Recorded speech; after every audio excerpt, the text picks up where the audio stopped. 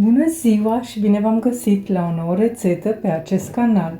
Astăzi vom face chiftele din ocara, adică pulpa de soia care a rămas de la lapte. Aveți grijă, în această rețetă trebuie folosită ocara preparată termic, deci nu așa cum este de la prepararea laptelui.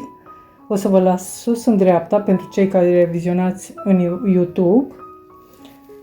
Și pentru cei care nu vizionați în YouTube, căutați sub video acolo unde scrie altele sau mai multe și veți găsi și ingredientele și modul de preparare al acestei pulpe de ocara. Deci aici am 600 de grame de ocara preparată înainte, 2 cepe tăiate mărunt, eu am folosit ceapă roșie, puteți folosi și ceapă verde, 2-3 cepe verzi, dacă vă plac. Eu nu am avut în casă, dar de obicei folosesc și ceapă verde. Usturoi zdrobit puneți după gust. Eu am pus o căpățână pentru că îmi place foarte mult usturoiul. O legătură de mărar și o legătură de pătrunjel verde tocat.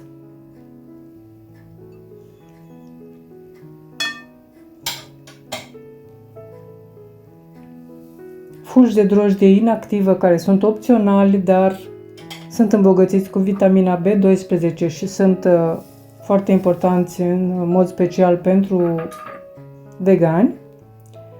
O cană de fulgi de ovăz, din aceia mai fini, am pus eu. Sare și condimente punem după gust.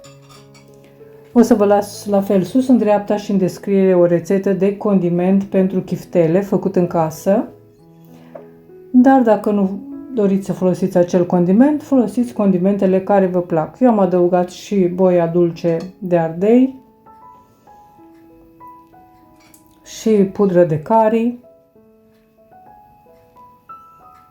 Sare la fel punem după gust. Vegeta fără monoglutamat, făcută în casă, dacă aveți. Și vom amesteca foarte bine. Eu amestec mai bine așa cu mâna, deci ca și cum aș frământa un aluat, pentru că așa se omogenizează foarte bine toate ingredientele. Vom pregăti o tavă mare de aragaz cu hârtie de copt și vom preîncălzi cuptorul la 200 de grade Celsius. Eu am cuptor electric pe care l-am preîncălzit sus și jos. Și vom forma chiftelele de mărimea și forma pe care o dorim. Important este să nu le facem foarte subțiri, pentru că, așa cum bine știm, la cuptor se usucă, nu sunt ca cele prăjite în tigaie, deci se usucă mai mult în cuptor, de aceea trebuie să le facem puțin mai groase. Eu le-am dat de data aceasta o formă așa ovală.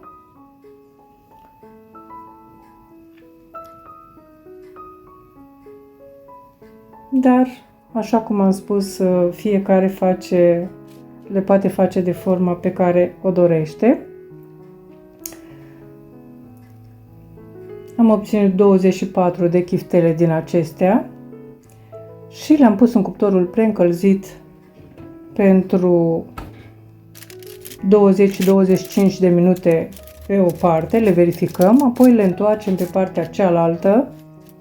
Eu am întors și tava pentru că cuptorul meu coace în spate mai tare și de multe ori întorc tava la jumătatea timpului, deci am întors și tava și l-am mai lăsat pentru încă 20-25 de minute. Le verificați când sunt rumene așa, le scoateți din cuptor, le lăsați să se răcească 20-25 de minute, iar apoi le puteți unge cu puțin ulei de măsline presat la rece, care este opțional, dar care, bineînțeles, le va da un gust mai plăcut.